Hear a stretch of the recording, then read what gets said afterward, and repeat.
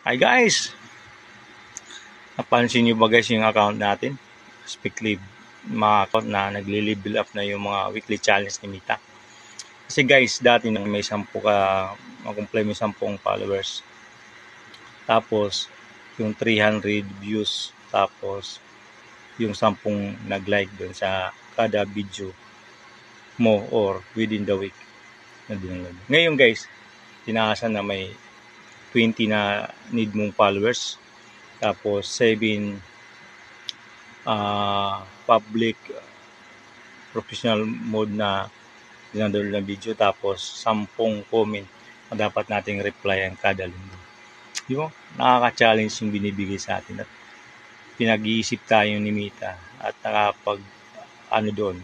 Kasi nagagawa din natin yung mga challenge. Kaya ano pang natin, wag po natin i-ignore yan guys na binibigay sa ating challenge ni Mita. Kasi maganda.